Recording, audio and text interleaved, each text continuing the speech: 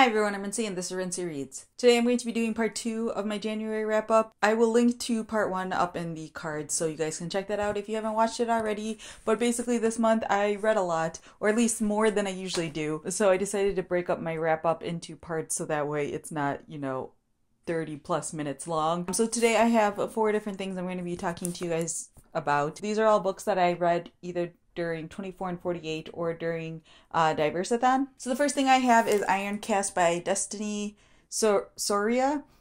I don't know why I always trip over the last name, but I always do. This is a young adult, historical fantasy book. It takes place in 1919 in Boston, and you are basically following these 2 girls. One of them is named Ada, and the other one is named Corin, and they both have the sort of, magical abilities. Ada is able to use music to sort of, entrance people, and Corin can do the same thing but with words specifically, so she'll recite poetry and it'll entrance people. And so they work at this sort of speakeasy sort of place and they perform for the patrons, but it's illegal to do that, but also to keep the bar open and to keep everything afloat.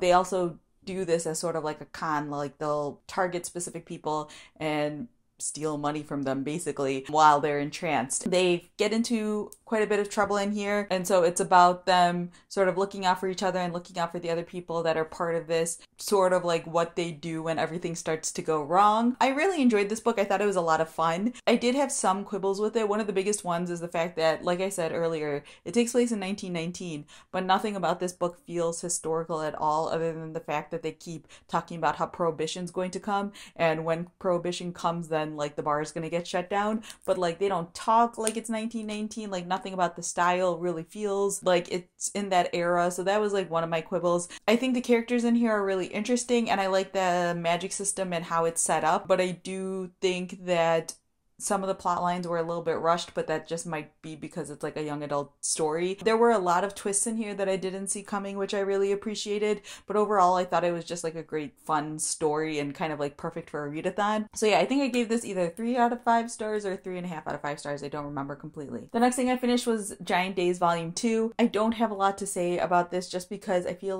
with Giant Days there isn't a significant amount of plot. These are all just slice of life stories about these characters while they're in college, which personally I really enjoy.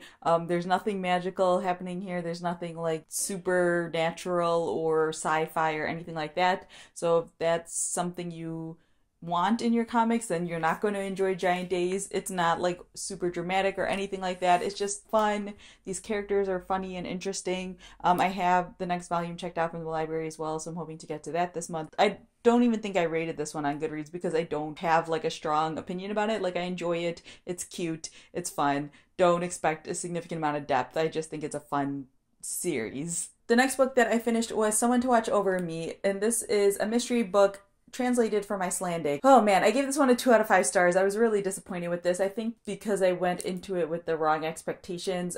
I had heard this described as, in terms of the marketing, as being a thriller, a Norwegian thriller like Stieg Larsson or Joe Nesbo or whatever, but it's not like that at all. It's more a straightforward mystery story. It's very slow moving. I didn't even find the mystery that gripping. The part of it that I liked is the fact that there's a character in here that has Down syndrome. I should probably tell you the plot of this book. Basically, there is this character named Jacob who has Down syndrome. He is accused of burning down the assisted living facility where he was and killing, I think it was 5 people who were inside the building. Someone in the jail doesn't think that he actually did it, so they hire this investigator to look into everything that had happened and to see whether or not Jacob actually committed the crime. So what I liked about this book is there's a lot of discussion in here about people with various disabilities. The main detective in here, Dora, she thinks about a lot how those perspectives and how her own biases are coming into play with this case, and all of that I really enjoyed. The actual case itself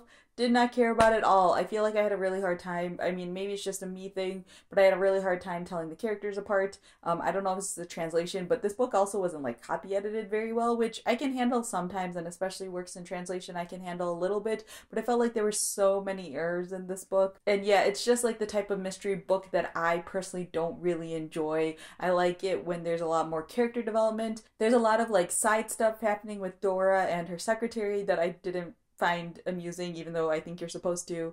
There's like family stuff happening, which I feel like I didn't really connect to, and I don't know if that's just because this isn't like obviously the first in the series, so I don't know if I needed that sort of background to be able to care about those parts of the story more, but yeah, it just didn't really do much for me, so I gave it a 2 out of 5 stars, unfortunately. And then the final book that I finished in the month of January was Among the Ruins by Asma Sayana Khan. This is one of my most anticipated books of this year, and I loved it. I think it's my favorite book in the series. I've read the first 2 books in the series, The Unquiet Dead, and oh man, I can't even remember what the name of the second book is. I will put the title on the screen because I can't think of it right now. And I really enjoyed the first book a lot. I didn't enjoy the second book quite as much, but this one might be my favorite so far in the series. In this one, we are following Detective Essa Katak as he goes to Iran for sort of like a sabbatical. There are some things that happen in the second book, and he ends up basically going on leave for a little bit, and so he decides to go on a vacation.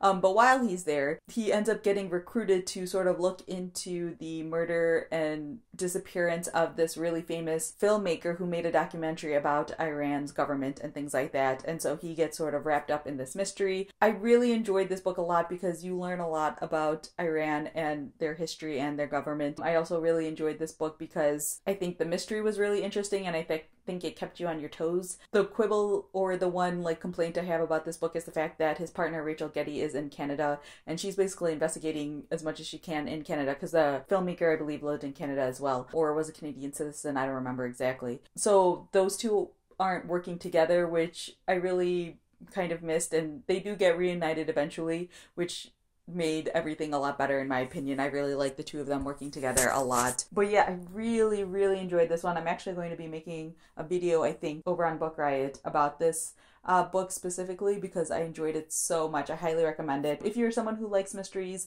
and you haven't checked out these books yet, please do, because they're so fantastic and they are totally underrated. So yeah, that basically wraps up my January. I was hoping to read more before the end of the month, but then, you know, like the world or our country started falling apart, so I didn't have the time/energy to read anymore. But yeah, you can always follow me on Goodreads to see what I am currently reading. I have links to like all of my social media down below. If you have any questions about any of these books, definitely leave a comment down below letting me know. Or if you've read them yourself, let me know what your thoughts are on them as well. So yeah, that's all I have for now. Thanks for watching.